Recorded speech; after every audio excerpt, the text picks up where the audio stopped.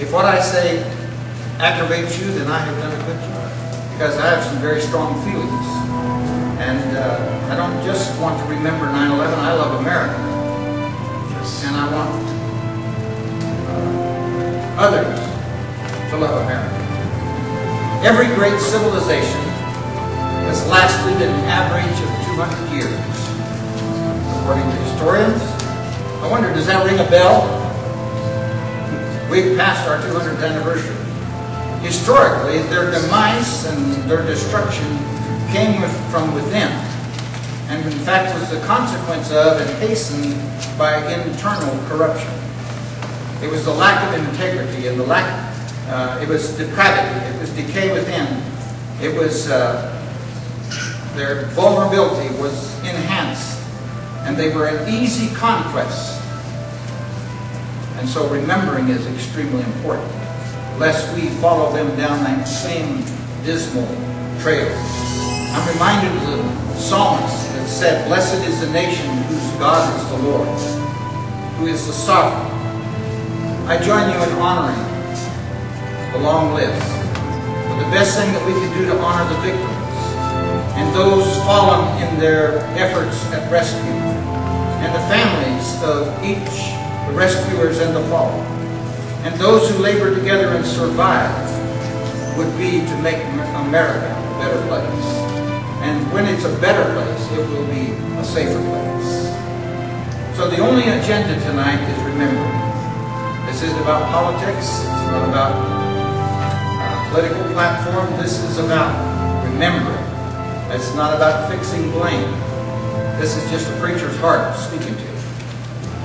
I don't believe we need another national holiday called Patriots Day. It's all right with me if we do have, but the fact is, what we do need is to remember. We need to think back, and we need to remember. Some of that remembering will be with gratitude and thanksgiving, thankfulness. And some of it will be with great sorrow and loss. And some of it will be with anger and bitterness. And for some it will be to continue to live in denial of the facts. So remembering 9/11, thinking of America, is to remember the tragedy for the families of the victims and the victims. It is to remember the heroism of those who entered the fray with abandon and courage, many of whom perished in their efforts. It is to remember those who labored diligently in a near fruitless effort to save lives. Remembering 9/11 takes us back to a time from whence we have fallen, or perhaps from whence we have departed or forsaken. And we've done so in the name of expediency and tolerance. Remembering 9/11 is to remember the God of our fathers, the creator and sustainer of the universe, the giver of life, whose love reaches beyond our ability to comprehend, whose love, by the way, provided for us a Savior, whom we know as Jesus Christ. Whether you call yourself a creationist or an evolutionist or a deist, or no matter what you call yourself, the fact remains that our universe is expanding far more rapidly than our ability to understand, much less explain. And the comprehension of our most learned minds has the ring of adolescence. You know how you tell them juvenile? They change their story every day. And that's what scientists do. Remembering 9/11 is to remember a time when a man's word was his bond, and a handshake was as valid as a 25,000-page document. It is to remember a time when decency and morals ranked with honesty and integrity. They were the norm, not the exception. Being truthful and upright was not a novelty. It was commonplace.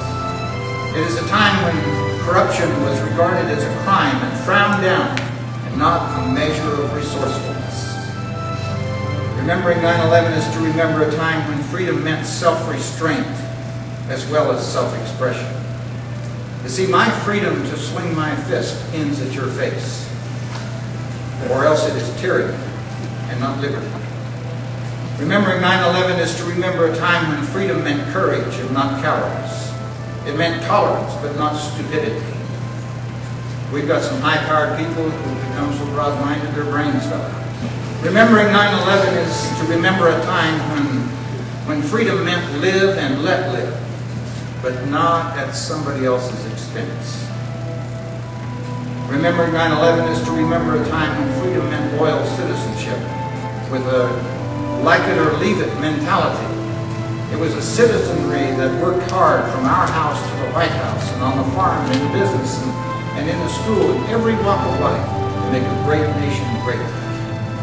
Remembering 9/11 is to remember a time when freedom meant measuring up to and maintaining a standard that had a variety of categories such as voting and speaking up instead of whining and grumbling.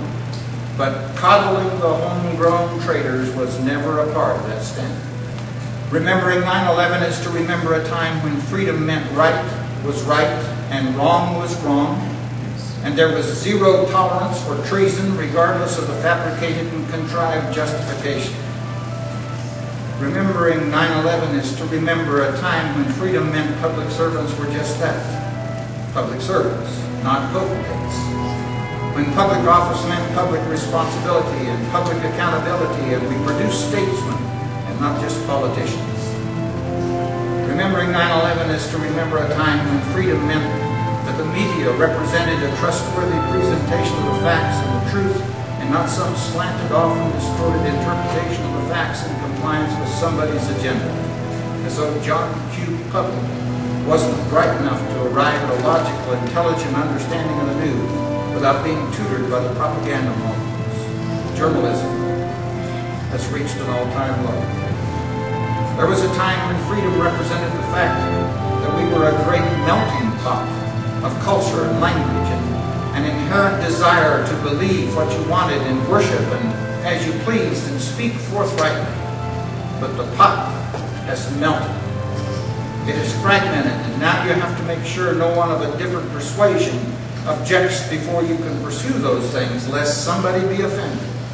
And I want you to know, their right to object overrides your constitutional right to speak.